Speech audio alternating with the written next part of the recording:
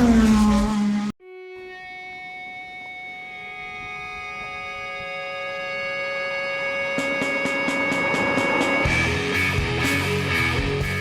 the A3, as you may know, is the entry spec compact sedan from Audi. It is your entry ticket into the Audi way of life. However, if you feel that the sedan is a little too mainstream, a little too entry spec for that matter, in that case, high up the range is a variant that can get you a lot of eyeballs. Say hello to the Audi A3 Cabriolet.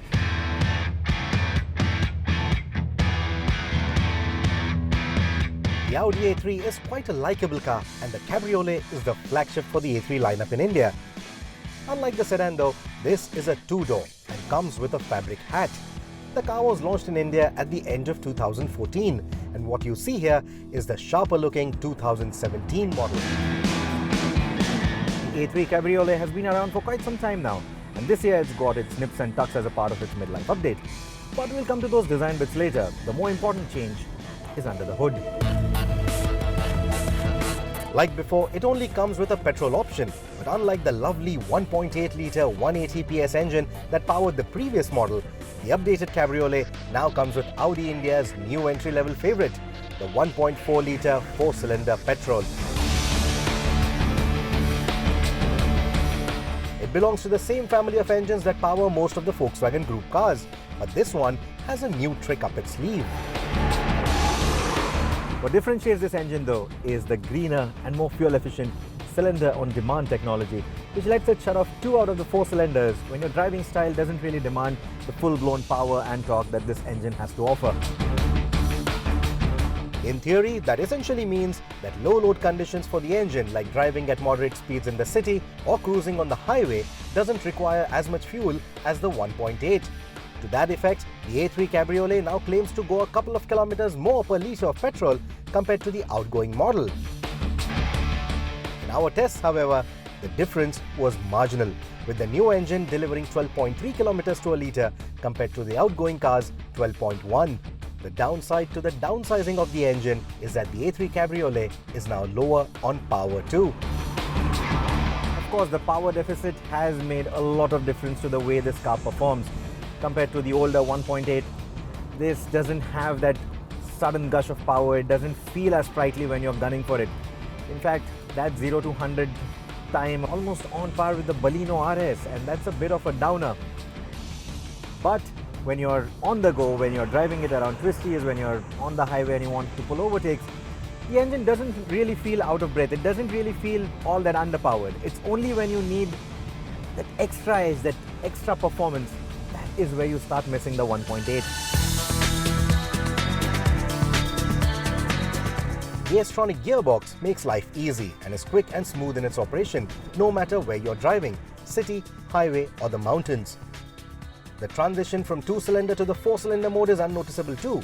Drop the top and the sounds of the surroundings will also mask the rather muted note of the engine, and therefore the 2-cylinder burble or the smooth sound of the 4-cylinder operation isn't as audible as in the sedan.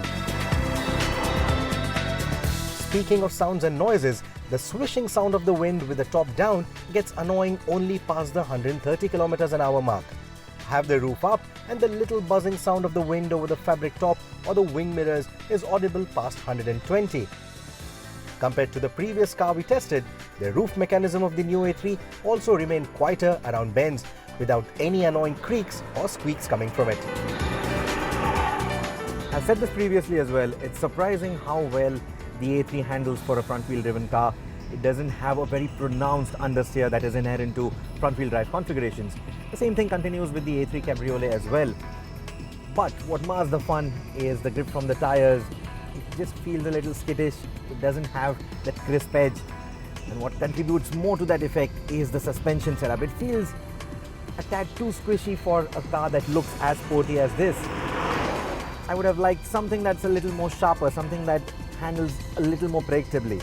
This one has quite a bit of body roll, especially when you're negotiating tight bends or quick switchbacks. That is where you can feel the car having a lot of vertical movement, and that is what kills the fun a bit.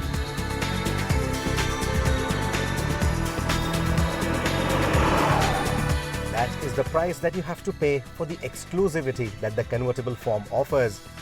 The chassis doesn't feel as taut as the A3 sedan.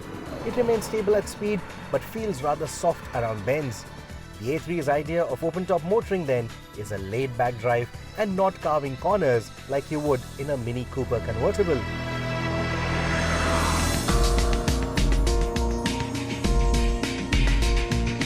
Which is a shame really, for the A3 Cabriolet in its updated avatar that you see here looks like a fast car, and more so in this color, the Vegas yellow. The chisel lines, the sharper cuts for the headlights and the bumpers, and the revised tailgate all impart a more athletic stance to this car. The sporty all-black cabin complements it further. It is spacious in the front but still a squeeze at the back. The cabin contours in towards the end and drastically reduces shoulder space for the rear seat occupants, so much so that people with a broad frame may need to sit at a twisted angle. The updated model benefits from the A3's new features list that includes a wireless charging station for compatible smartphones, a revised steering wheel, and an updated infotainment system. The latter also gets Apple CarPlay and Android Auto functionality that the sedan counterpart misses out on.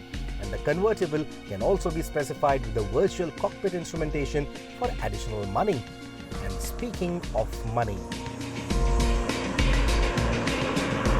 So to sum up everything about the A3, its pricing, its positioning, let's put it this way. If you are out in the market looking for a convertible in this particular price bracket, then things get a little tricky for the A3. Because if you stretch by a fair bit, you also have the C-Class Cabriolet, which is a size larger, so carrying 4 adults in comfort is not a problem at all, unlike the A3 Cab.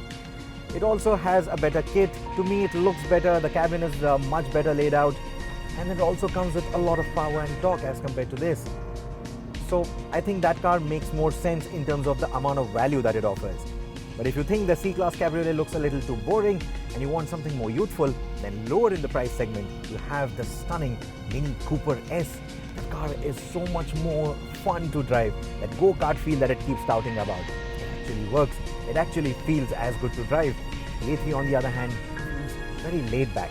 And then when you have these kind of cars around in this price bracket, the A3 convertible just doesn't feel that value for money that it used to be. But if you do not want to look beyond an Audi, if you want to stick to the Audi lineup and want something that's exclusive, something that's practical, without really having to break the bank, then the A3 Cabriolet still makes a lot of sense.